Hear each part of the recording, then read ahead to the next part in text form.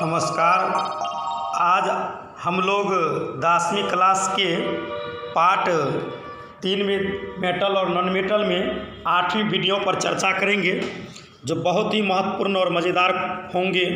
तो आइए हम लोग इस पॉइंट पर परिचर्चा करते हैं कि आखिर जो इस पार्ट में जो पॉइंट दिए गए हैं वह क्या है। तो सबसे पहला यहाँ पर जो आपको दिखाई दे रहे हैं वह सलेग हैं, जिसे धातु मल्क कहते हैं। अर्थात धातु उपस्थित जो गंदगी होते हैं उसी को धातु मल कहा जाता है। अयस्क से धातु मल के निष्कर्षण करते समय अयस्क में कुछ ऐसा पदार्थ होता है जो अगलनशील होता है। इन्हीं अशुद्धियों को दूर करने के लिए अयस्क के प्रद्रावक के समय कुछ शुद्रावक जो होते हैं वह मिलाए जाते हैं। ये शुद्रावक का काम होता है कि अगलनशील जो गंदगी हैं उससे अभिक्रिया करके गलनशील पदार्थ के रूप में अलग करना, जिसे धातु मल कहते हैं। जैसे आप यहाँ पर देखें कि कैल्शियम कार्बोनेट का आपको यहाँ पर सूत्र जो होते हैं वह मूल रूप से दिखाई यहाँ पर दे रहे हैं। CO3 कैल्शियम कार्बोनेट CaO बालू सभी कैल्शियम ऑक्साइड और कार्बन डाइऑक्साइड के रूप में बदल गए हैं गर्म करने पर, और फिर कैल्शियम ऑक्साइड को बालू के साथ अभिक्रिया कराया गया तो कैल्शियम सिलिकेट धातुमल बना है। तो यहाँ पर शुद्रावक का काम कैल्शियम ऑक्साइड कली चूना किया और अधात्री का काम SiO2 किया। अब है नेक्स्ट पॉइंट, विद्युत विच्छेदन द्वारा धातुओं का शुद्धिकरण। विद्युत विच्छेदन द्वारा जब हम धातुओं का शुद्धिकरण करते हैं तो इसमें अशुद्ध धातु की एक मोटी प्लेट लेकर उसे बैटरी के धन ध्रुव से जोड़ देते हैं। यह एनोड का काम करता है, तथा शुद्ध धातु की एक पतली प्लेट को बैटरी के ऋण ध्रुव से जोड़ देते हैं, जो कैथोड का कार्य करता है, कैथोड बना लेता है। अब विद्युत अपघटन के रूप में धातु को जल के विलयन में डाल करके लवण के रूप में जब हम कार्य करते हैं, विद्युत धारा प्रवाहित करते हैं, तो अशुद्ध धातु के विलयन जो होते हैं वह एनोड पर चला जाता है और शुद्ध धातु जो होते हैं वह कैथोड पर मुक्त होता है। इस प्रकार से इसका शुद्धिकरण करते हैं। आइए इसके चित्र को हम लोग देखें। यहाँ पर विद्युत विच्छेदन का मैंने बहुत ही तगड़े तरीके से यहाँ पर चित्र बनाया हूँ। इस चित्र को आप देखें, विद्युत अपघटन की क्रिया हो रही है। तो यहाँ पर जो ये माइनस वाला जो क्षेत्र है, यहाँ पर कैथोड वाला क्षेत्र है, शुद्ध धातु प्राप्त होते हैं, और ये प्लस वाला जो क्षेत्र है एनोड अशुद्ध धातु यहाँ पर प्राप्त होती है। स्क्रीनशॉट लेते चलेंगे। और अगला जो महत्वपूर्ण पॉइंट है वह दिया गया है आपको सोडियम के निष्कर्षण के बारे में। देखिए, सोडियम धातु को एक विधि होती है जिसका नाम है डाउन विधि। ऑब्जेक्टिव में पूछा जाता है कि सोडियम का निष्कर्षण किस विधि से किया जाता है, तो डाउन विधि से किया जाता है।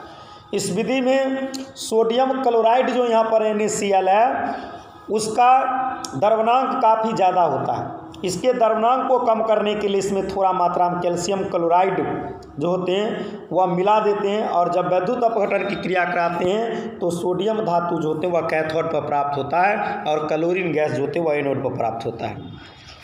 और अगला जो पॉइंट है आपको वह भी बहुत इंपॉर्टेंट है पॉइंट। ये पॉइंट है कि जस्ता के मुख्य अयस्क का सूत्र और नाम लिख करके जिंक ब्लेंड और केलेमाइन से इसका निष्कर्षण कैसे किया जाता है। तो जस्ता की बात अगर करते हैं तो जस्ता का संकेत Zn होते हैं, जिसकी परमाणु संख्या 30 द्रव्यमान 65.38 होता है। इलेक्ट्रॉनिक विन्यास की अगर बात करें तो 1s2 2s2 2p6 3s2 3p6 4s2 3d10 होते हैं।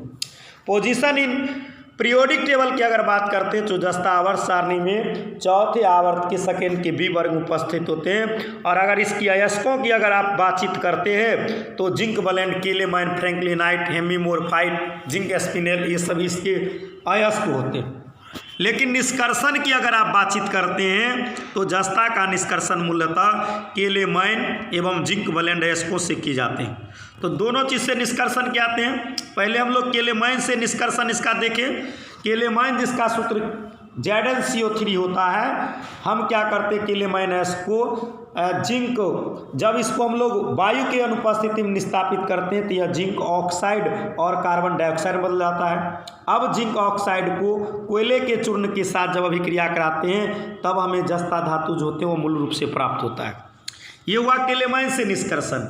इसके बाद आप जो देखें वह जिंक ब्लेंड से निष्कर्षण का देखें कि जिंक ब्लेंड में जिसका सूत्र ZnS होता है, इसमें सल्फर की गंदगी है, तो वायु के उपस्थिति में इसको उच्च ताप पर गर्म करके भर्जित कर लेते हैं और इसमें सल्फर की गंदगी होता है। इसीलिए हम क्या करते हैं, फेन पल्वरिंग सांद्रित करने के बाद ऑक्सीजन के साथ अभिक्रिया कराते हैं, तो ये जिंक ऑक्साइड और सल्फर डाइऑक्साइड बनाता है। जिंक ऑक्साइड को फिर कोयले के चूर्ण के साथ अभिक्रिया कराते हैं तो जस्ता धातु प्राप्त होता है। लेकिन दोनों विधि से जो धातु प्राप्त होता है वह पूरा शुद्ध नहीं होता है। इसे पूरा शुद्ध करने के लिए वैद्युत घटनी विधि का उपयोग हम लोग करते हैं। उपयोगिता के दृष्टिकोण से देखें तो जस्ता का जो उपयोग होता है वह लोहे के जस्तीकरण में, शुष्क सेल इलेक्ट्रोड के रूप में, साइनाइड विधि से सिल्वर और गोल्ड के निष्कर्षण में, पीतल और जर्मन सिल्वर जैसे मिश्र धातु के बनाने में इसका उपयोग होता है। और आज की अंतिम जो पॉइंट है वह है अहम पॉइंट, ये है पारा का निष्कर्षण। पारा जिसे मरकरी कहते हैं, जो थर्मामीटर के अंदर द्रवावस्था में रहता है, जो शरीर के ताप मापते हैं। Hg उसके संकेत होते हैं, उसकी परमाणु संख्या 80 और द्रव्यमान संख्या 200.01 होते। अगर इसकी निष्कर्षण की बात करें तो सिनेबार अयस्क से इसका निष्कर्षण होता है, जिसका सूत्र HgS होते हैं, जिसमें सल्फर की गंदगियाँ फेन पल्वरिंग द्वारा सांद्रित करके वायु के उपस्थिति में इसको भर्जित कराते हैं, जिससे मर्क्यूरिक ऑक्साइड सल्फर डाइऑक्साइड बनाता है। और मर्क्यूरिक ऑक्साइड को जब कोक के साथ अभिक्रिया कराते हैं तो ये आपको पारा धातु जो होते हैं वो आपको प्राप्त होते हैं। इस प्रकार से पारा का निष्कर्षण किया जाता है। बहुत बहुत धन्यवाद। आज के वीडियो में यहीं तक, फिर हम लोग कल इससे आगे जानेंगे। तब तक के लिए बहुत बहुत धन्यवाद तमाम स्टूडेंट को। लाइक शेयर कमेंट जरूर करें, चैनल को सब्सक्राइब जरूर करें केमिस्ट्री लाइव कांटी को, और अपने मित्रों को बताएं, अधिक से अधिक ग्रुपों व्हाट्सएप